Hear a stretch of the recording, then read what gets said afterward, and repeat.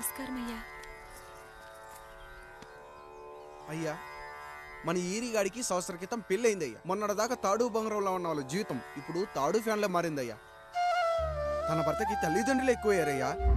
కట్టుకున్న భార్యకి చీర కొనడం కంటే అమ్మా నాన్నలకు మాత్రం మందులు కొనటమే తన సంతోషం.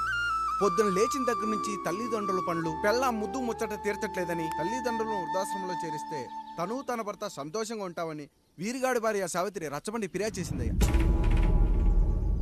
చూడమ్మా, ప్రతి స్త్రీ జీవితం 3 ఆకులతో ముడిపడి ఉంటుంది. పెళ్లిల్లో మావిడాకులు, శోభనం గదిలో తమలపాకులు, ఆ తర్వాత భర్తతో విడాకులు. మావిడాకులు గుమ్మానికి కట్టొచ్చు, తమలపాకులతో కిల్లీలు కట్టొచ్చు, కానీ విడాకులతో కాపురాలను కట్టలేమమ్మా, కట్టలేం. నన్నేం చేయమంటారు? నాకంటూ కోరికలుండవా? భర్తతో సరదాగా ఒక్కదాన్నే గొడవ పడాలని, ఆయన కష్టపడి అలిసొస్తే పక్కింటి వాళ్ల కబుర్లన్నీ చెప్పాలని, వచ్చిన జీతం మొత్తం చేతికిచ్చాక నేనే 10ో 12కో చేతిలో పెడితే ఆయన కళ్లల్లో ఆనందం చూడాలని నాకనిపించదా?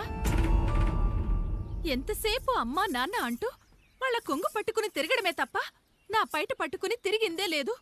నాకు విడాకులొద్దు, నా భర్త నాకు కావాలి. ఎరా, నీ భార్య చెప్పింది విన్నావుగా, ఏమంటావు? అయ్యా, మీరు నా వైపు కూడా ఆలోచించండి అయ్యా. 9 నెలలు నా తల్లి కష్టపడి కనీ పెంచితే 20 ఏళ్ళు నా తండ్రి నన్ను పోషించాడు. నిన్నగాక మొన్నొచ్చింది. ఇది మమ్మల్ని విడదీయాలంటే ఎలాగయ్యా? నాకు నా పిల్లం కంటే నా తల్లిదండ్రులు ఎక్కువయ్యా. మరి పెళ్ళెందుకు చేసుకున్నావురా? పక్కూళ్ళో పనికెళ్తుంటే అక్కడ మెస్ భోజనం పడట్లేదయ్యా. ఇల్లామంటే పని మనిషి అనుకుంటున్నావారా? అసలేమనుకుంటున్నావురా? ఆడదంటే నీకంటే చిన్నదవుతే చెల్లవుతుంది, పెద్దదైతే అక్క అవుతుంది, పెళ్లి చేసుకుంటే భార్య అవుతుంది, ఆ తరువాత తల్లి అవుతుంది. మగాడేముందిరా, ఆఫ్టర్ ఆల్ తండ్రి అవ్వగలడు. మగాడు పురుషుడు అని పలకాలంటే పెద్ద కష్టమేమీ లేదు. కానీ స్త్రీ అని పలకాలంటే నోట్లో కండరాలు, నాలుక అష్టవంకరలు తిరిగి కష్టపడాలరా. స్త్రీ జీవితం కూడా అంతే. మన దేశంలో స్త్రీని గౌరవించడం తరతరాలుగా వస్తున్న సాంప్రదాయం. ఆ సాంప్రదాయం ఎంత గొప్పదంటే జంతువుల్ని కూడా పిల్లి పిల్ల, కుక్క పిల్ల, పంది పిల్ల అంటాం గాని కుక్క పిల్లోడు, పిల్లి పిల్లోడు, పంది పిల్లోడు అని అనమరా. అంత గొప్పదిరా మన సాంప్రదాయం. మీరు ఎన్నైనా చెప్పండి, దాన్ని ఏలుకోవటం నా వల్ల కాదయ్యా.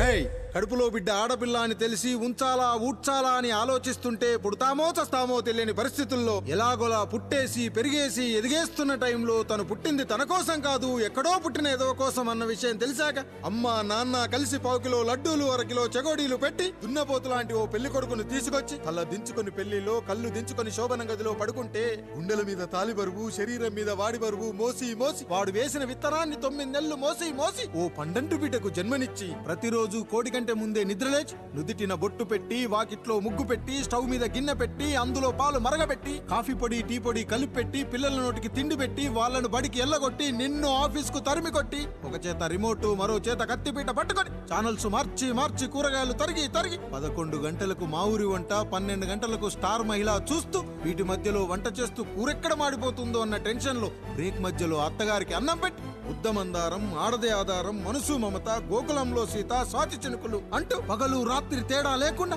సీరియల్లో సమస్యల్ని తన సమస్యలుగా భావించి బరువెక్కిన గుండెతో అలిసొచ్చిన భర్తకు గుప్పెడంత మాడిపోయిన ఉప్మా పెట్టి అప్పుడు తిని పడుకుంటుందిరా. అదిరా ఆడదంటే. అలాంటి నీ భార్యను వదిలేస్తానంటావా? Bloody fool!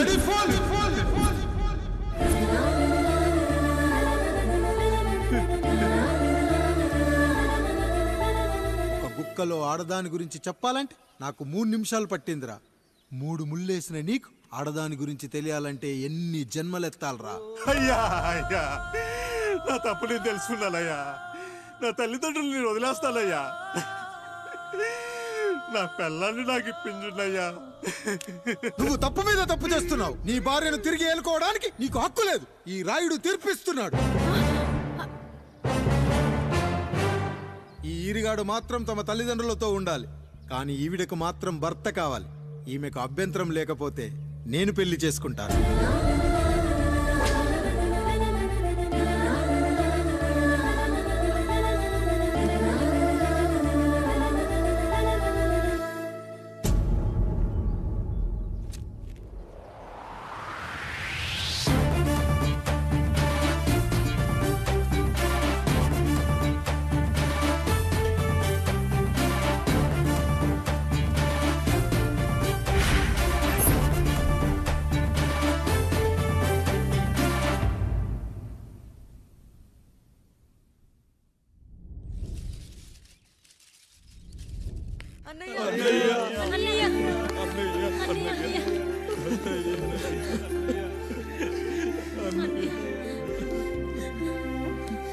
రాత్రి చాలా భయం వేసిందనయ్యా. ఇప్పుడు మమ్మల్ని వదిలి వెళ్ళకన్నయ్యా. రాత్రే కదరా మనం అందరం కలిసి పడుకున్నాం. ఎప్పుడో రాత్రి చూసామన్నయ్యా, నిన్ను చూడకుండా ఒక్క అరగంట కూడా ఉండలేకపోతున్నా. నిన్ను చూసి చాలా రోజులైనట్టుంది అన్నయ్య. రాత్రంతా ఎక్కడికి వెళ్ళావన్నయ్యా? అసలు ఎక్కడికి వెళ్ళారండి? ఇంట్లో దోమలు కుడుతున్నాయని అలా పక్కనే ఉన్న గడ్డివాం దగ్గర పడుకున్నా. మన రత్తాలు వాళ్ళ ఆయన ఊళ్ళో లేడంది. సరే అని తను తోడుగా తీసుకెళ్ళా.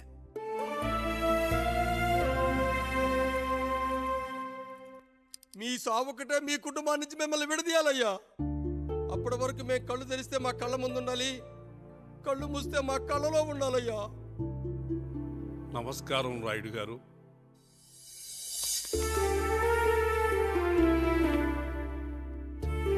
నమస్తే. ఏం జడ్జి గారు ఎప్పుడొచ్చారు? ఇప్పుడే. రాయుడు గారు, మీ కుటుంబం గురించి వినడమే గాని ఇప్పుడే చూస్తున్నాను. ఒక్కసారి మీ కుటుంబ సభ్యుల్ని నాకు పరిచయం చేయండి రాయుడు గారు. వాళ్ళు నా తమ్ముళ్ళు. నమస్కారం. మొత్తం ముగ్గురా? కాదు, నలుగురు. వాడు వేరే షూట్లో ఉన్నాడు. వీళ్ళు నా చెల్లెళ్ళు. నమస్కారం తల్లి.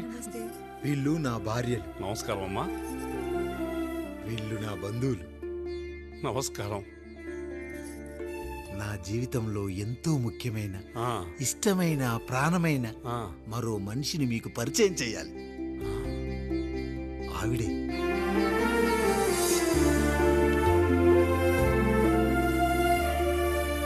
నమస్తే తల్లి. ఆవిడ మా పని మనిషి. ఆ? తను వాళ్ళ అమ్మాయి. నాకు కూతురు లాంటిదే. ఆహా.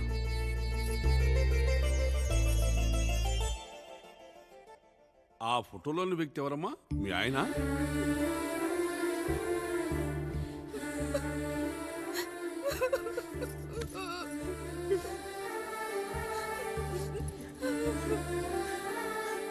చనిపోయారా? అయ్యో లేదండి.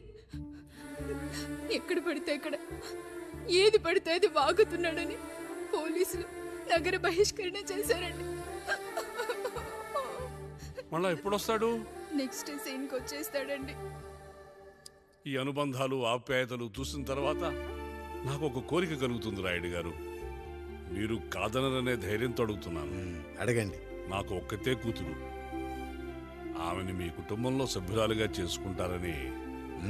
తప్పకుండా. నా భార్యలకు అభ్యంతరం లేకపోతే తనను నేను పెళ్లి చేసుకుంటా.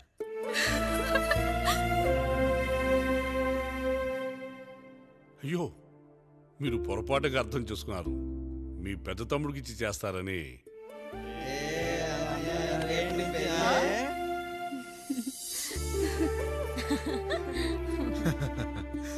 తప్పకుండా తప్పకుండా ఒక మంచి రోజు చూసుకొని మీ ఇంటికి అమ్మాయిని చూసుకోవడానికి వస్తాం. ధన్యుణ్ణి రాయుడు గారు, ధన్యుణ్ణి.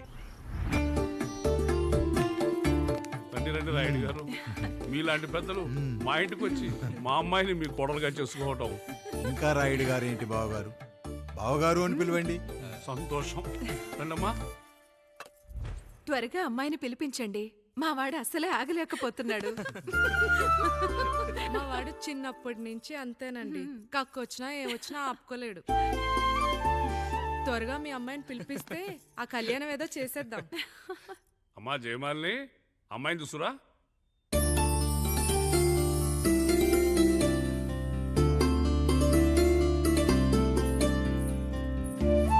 కూర్చోమ్మా. నువ్వు కూడా అబ్బాయిని చూడమ్మా.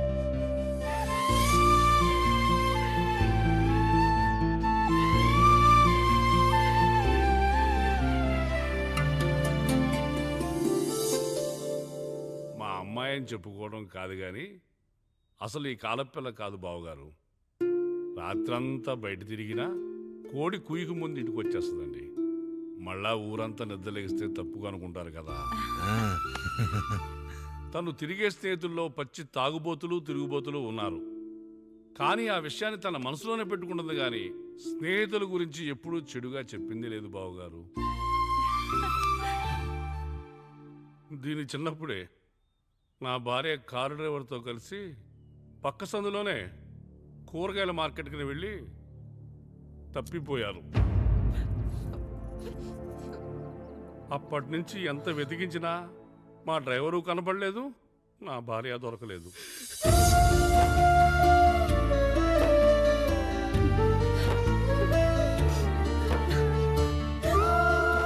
అమ్మ నాకు చాలా ప్రేమ పంచింది నాన్న, అది ఊరంతా పంచుతానంటుంది నా బిడ్డ.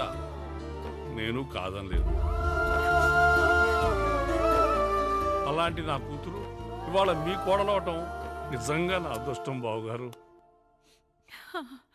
ఈ రోజు నుంచి మీ అమ్మాయి మా ఇంటి బిడ్డ.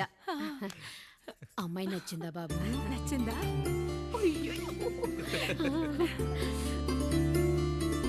వాడికేం తెలుసు అన్నయ్య గారు, చిన్న పిల్లాడు. ఇప్పటికీ ఆకుని చెవులో పువ్వుని నోట్లో పెట్టుకొని తిరుగుతూ ఉంటాడు.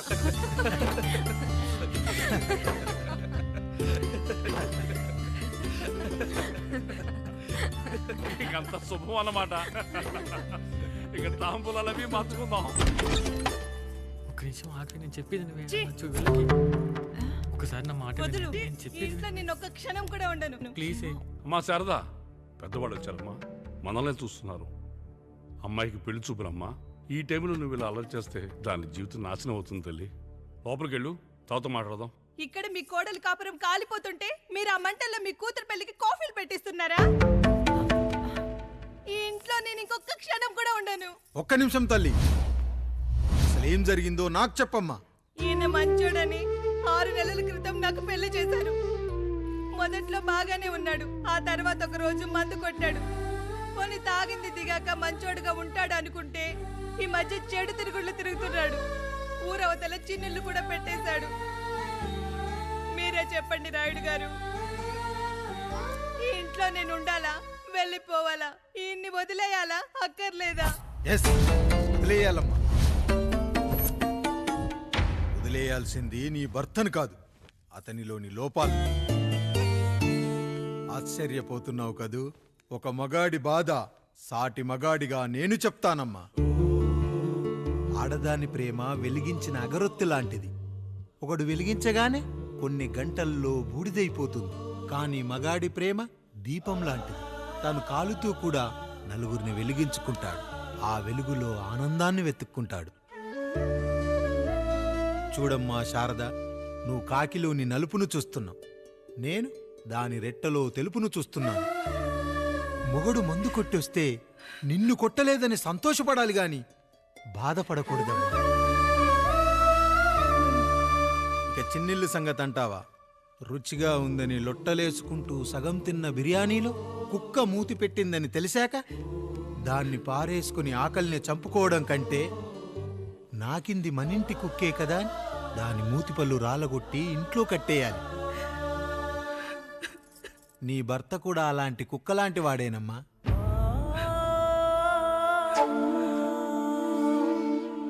ఆడదానికి వయసొచ్చాక 3 ముళ్ళేసుకొని 90 ఏళ్ల జీవితం గురించి కలలు కంటుంది. అదే మగాడు 3 ముక్కలాడి 90 ml మందేయాలని కలలు కంటాడు. హౌస్లోనికి హౌస్ కీపింగ్కి తేడా తెలియని అమాయకపు జాతమ్మా మా మగజాతి. పండగ పూట తినే పాయసం రుచి గురించి మీకు తెలిసి ఉండొచ్చు.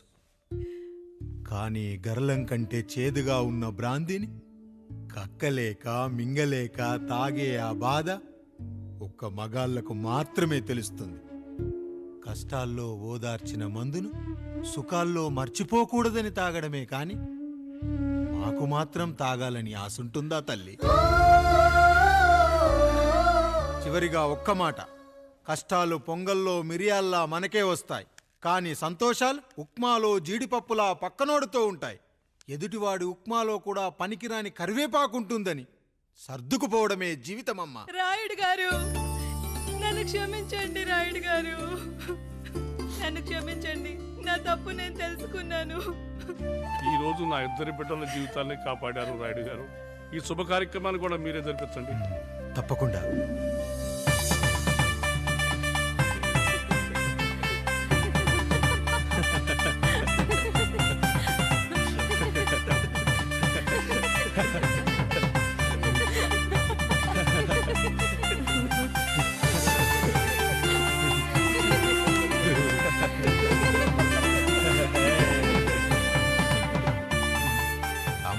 పండు మీరు దీవించండి. మేము దీవించండి.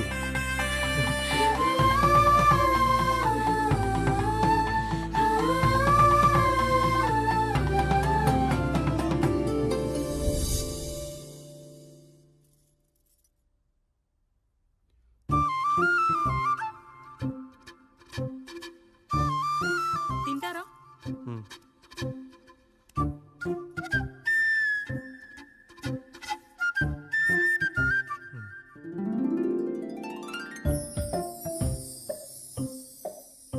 ఫస్ట్ టైమా? అవును, మీకెలా తెలిసిపోయిందండి? అంటే మా బామ్మ చెప్పింది. శోభనం గదిలో అనుభవం మగాడైతే మామిడిపండు పిసుక్కొని తింటాడు, అదే లేనివాడైతే మీలా ఇలా అరటిపండు ఓపిగ్గా ఒలుచుకొని తింటాడు అని.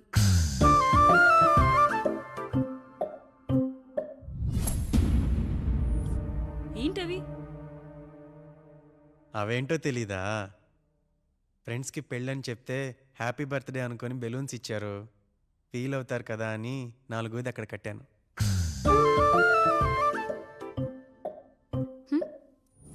ఈ అన్నయ్య వచ్చాడు. పిల్లల గదిలోకి వెళ్ళారా? వెళ్ళారండి. మీరెంత ఏంటి ఇంత రాత్రి అయినా ఇంకా పడుకోలేదా? మీరు లేనిది ఎప్పుడైనా పడుకున్నామా అన్నయ్య? అందరం కలిసే కదా పడుకునేది మావయ్య. సరే సరే, అందరం పెద్దోడి గదిలో పడుకుందాం. ఈ రోజు వాడి శోభనం కదా, అసలే కొత్త. పక్కనుంటే ధైర్యంగా ఉంటుంది. పక్క నుండి దగ్గరుండి జరిపిద్దాం. పదండి.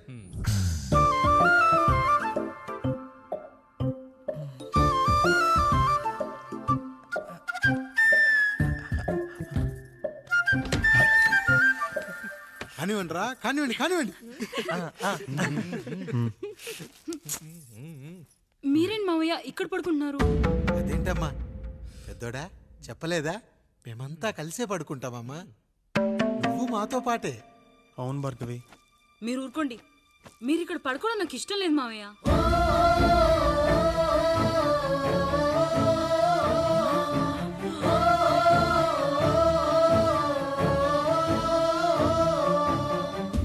అదేంటమ్మా అలా అంటావు?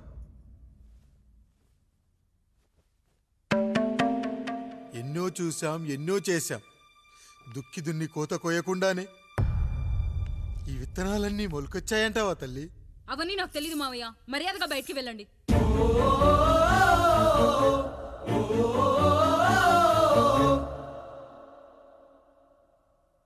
కనీసం ఆ మూలనైనా పడుకుంటామమ్మా. నువ్వైనా చెప్పరా పెద్దోడా? అంటే తను ఇబ్బంది పడుతుంది కదా నాన్న.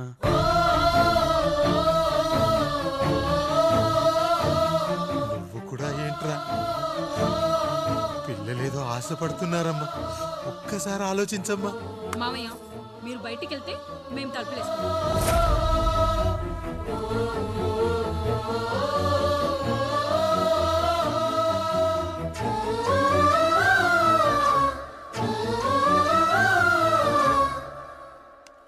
వేసుకోండి అమ్మా, వేసుకోండి. తలుపులు వేసుకోండి.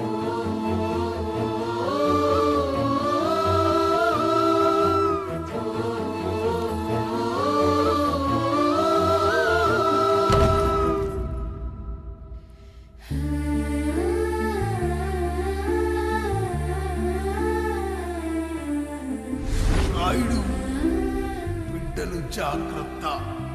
ఈ రోజు నుంచి వీళ్ళంతా నీ తమ్ముళ్ళు చెల్లెళ్ళు కాదు, నీ బిడ్డలు.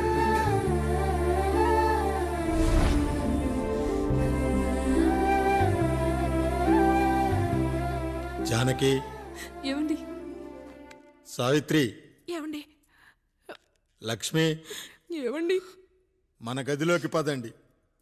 ఇక నుంచి ఎవరి పిల్లలతో వాళ్ళ గదిలోనే పడుకోవాలి.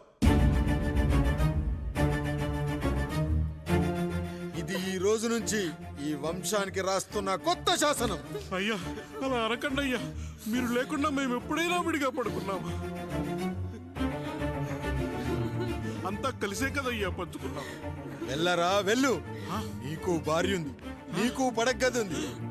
వేసుకోండి రా, మీరు వేసుకోండి. తలుపులు వేసుకోండి. మీరు కూడా ఏంటండి పిల్లలేదు? చిన్న పిల్లల వాళ్ళని ఉయ్యాల్లో ఆడించేటప్పుడు పక్కనే ఈ నాన్నకు కావాలి. బడికెళ్ళేటప్పుడు పక్కనే ఈ నాన్న కావాలి, గుడికెళ్ళేటప్పుడు కూడా పక్కనే ఈ నాన్న కావాలి. కానీ శోభనం గదిలో మాత్రం పక్కనే ఉంటానంటే బరువయ్యాను జానకి, బరువయ్యాను.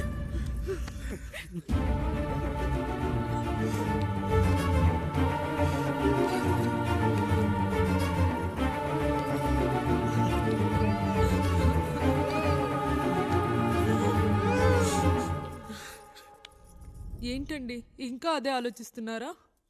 ఎలా మర్చిపోగలను లక్ష్మి? జరిగింది ఏదో జరిగిపోయింది, మీరు బాధపడకండి. ఎంత మాట అన్నాడో చూసావా? నా భార్య ఇబ్బంది పడుతుంది, బయటికెళ్ళండి నాన్న అన్నాడు. వాణ్ణి ఎలా పెంచాను? చదువుకుంటే పై చదువులకు వాడు వేరే ఊరు వెళ్లాల్సి వస్తుందని చదివే మాన్పించేశాను. జ్వరం వస్తే ఆ మాత్రలు చేదుగా ఉంటాయని నేనే మింగాను.